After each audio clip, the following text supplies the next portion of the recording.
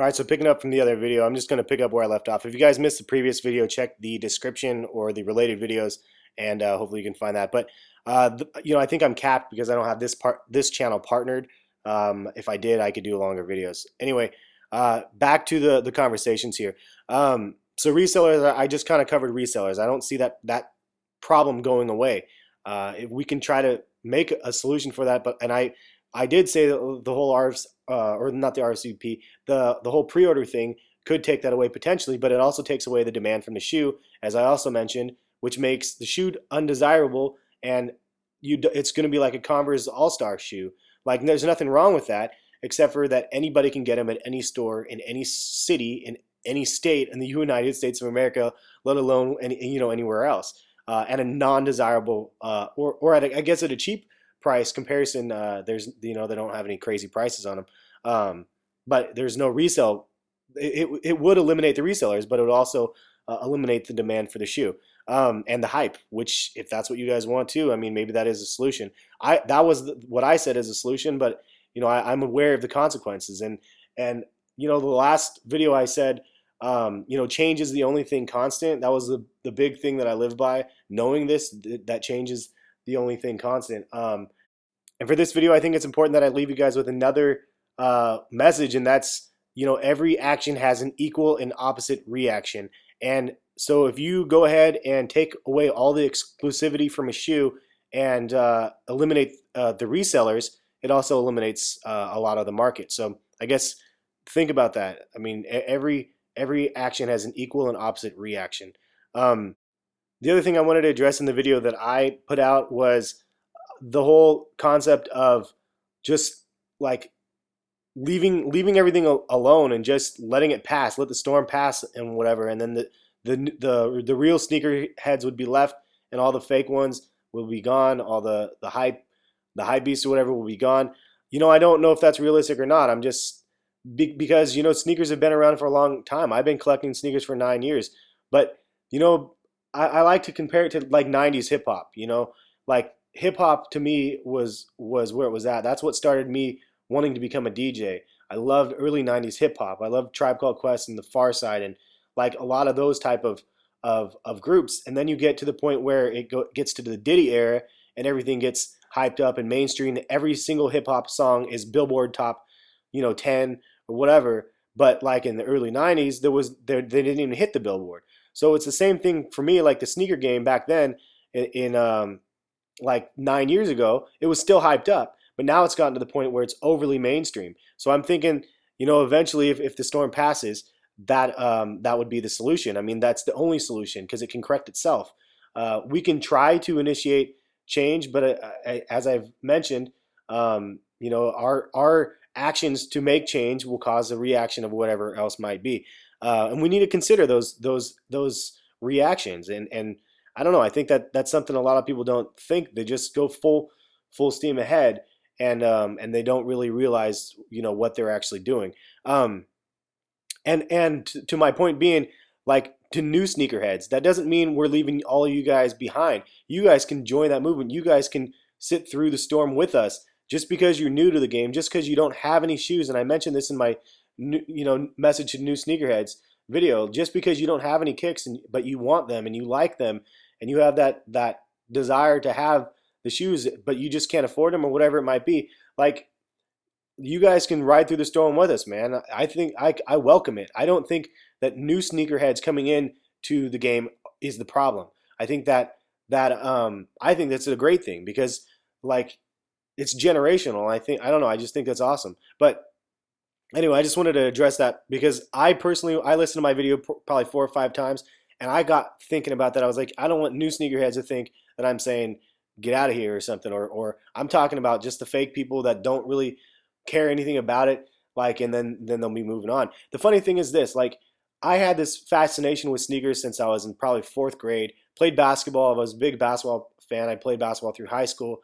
But those kids that in 4th grade had the Jordans that I wanted, had the Barkley 180s that I wanted, not in 4th grade per se, or whatever year they came out. But I remember the infrared 6s, the grape 5s, the Barkley 180s, and those kids today, I guarantee you, do not own one pair of Jordans. They don't own a damn pair of Jordans. And the reason why is because they don't care. They got the shoes because their parents could afford it and they knew that people wanted those shoes, so they bought them. That's the type of stuff I'm talking about. That stuff passes. It goes away with time. There's kids in your guys' classes that have bought the South Beaches because they could, because they were in the right place at the right time with the pocketbook, or their parents, fronted a reseller and whatever. Look forward 10 years from now. Those people won't even have a pair of Jordans. They won't care. But you, the one that wanted the shoe and didn't get them, it's going to drive you. It's going to drive you to the point where you are going to strive for better things in your life to be able to make sure that you have something on your feet. And you're going to appreciate that a lot more than that person. You're going to be the one that's going to be the true sneakerhead. So I'm just saying, I don't know, keep your heads up if you're new to the game, and don't let these discussion videos control you to the point where you have to feel like you like this person, you hate this person. I'm a fan of DJ Dells. You guys already know this. I get along with Dells. So INGT Kicks calling him out, I was kind of offended by that for Dells, But at that same time, I appreciate what INGT Kicks is saying, and I do appreciate the video quality that it brings. So am I beefing with INGT Kicks? Not that I know of. I'm not trying to be beefing with anybody.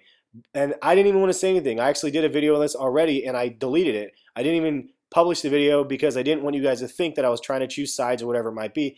Now it's already the cat's out of the bag. People already think that I hate him or whatever it might be.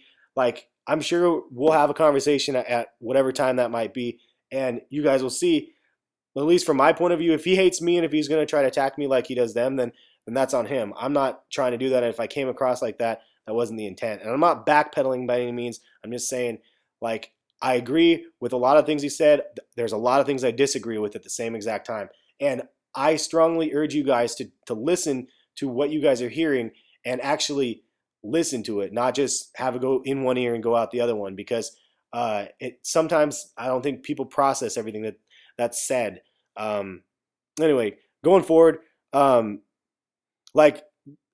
rock versus stock thing, a lot of people complain about that. Let me address that right now as well. I am planning on doing the biggest undead stocking project ever. Because nobody is as stupid as myself. I constantly fight in my own head, why am I not wearing the shoes that I have? I buy the shoes in my size for a purpose. The intent has always been to wear them. I can't bring myself to do it. I have 50 pairs of shoes that I do rotate, and honestly, I wear mostly lunar running shoes because they're the most comfortable for me. But I have this vision of doing a big undead stocking project, 100 or 150 pairs of shoes in 150 days. And I want to start that in 2013 because that would be my 10-year anniversary for buying my first shoe and keeping it DS. So be on the lookout for that in 2013. This is my goal. This is my word. That's what I want to do. And I want it ideally to be when I start working at Nike, if I can ever get in there. I've been trying to get in, and that's the ideal spot for me to be. And that's my end goal. So rock versus stock, I don't have a problem with people stocking them. I am a stalker, but not a stalker. I stalk my kicks. But that's ridiculous. All right. So, but I don't know. I don't have any real reason why, because the intent is always there for me to wear them. I just always feel like I shouldn't break them out of the box. I like to be able to go up and pull them out and put them anywhere and don't feel like, and then in Japanese culture, you take your shoes off at the door because they're dirty or whatever. For me, if I keep them DS, then I don't have to I can put them where the hell I want on my kitchen table where I'm eating because they're clean, But I don't know. I'm working on that. Don't hate on me because of it. If you guys do, then reevaluate. You need to reevaluate yourself. I'm losing it here. The last point I really kind of wanted to get to is this. I personally feel like I can have a voice. I can have a voice within, and I said yes, I can have a voice because I have personal direct contacts in Jordan brands, and I can get some of the answers for you guys that you guys have questions and complaints about for some of the quality. Two examples. The K54 video with the military fours. You guys hated on that video. You guys thought they were so dumb, and every comment said Jordan Brand just got lazy. This product's horrible, whatever it may be. And I have to say that you guys are onto something at that point because I recognize it for what it was as well. I knew that it was just a label slapped onto a military shoe. I didn't know a backstory to it. I thought it was kind of cool. I still thought it was kind of neat, but that's just me. The backstory on that is they didn't have a contract. Like, so they were supposed to get a contract early. They didn't get it. They got it last minute, so they had to do a last minute project. And Jordan Brand's not proud of that. It wasn't their choice, but they had to have something presented. And if you didn't know, it takes Jordan Brand a year to produce a shoe. The stuff for next year is already out. So that's part of that. The other thing was, and the other guy mentioned this in his video, was the metallic tips on the 7s. I mentioned it in my video originally with my 7 review. The metallic tips were not metallic. They were matte, like a bronzy kind of matted color. And everybody says they look cheap. Well, those don't cost Jordan Brand any less money than the metallic tips. It was just a simple choice. And they decided to go ahead and make those ones bronze for no other reason that they just wanted a little different. The other ones on the 2004 7s that I have metallic, but they're not even metal. They're fake plastic. So even if they were bronze, fake plastic, or whatever it might be, it's like Jordan Brand makes a change, and somebody, if it's not like 100% authentic, somebody might freak out about it. And that's like the whole thing. Like, how can you control the audience reaction if you know they're going to react? They're just going to react to anything. People could hate the 2004 version because they're plastic metal and not real metal, which the reason why they're not real metal is because Jordan Brand can't actually have metal on shoes anymore, from what I've heard and been told.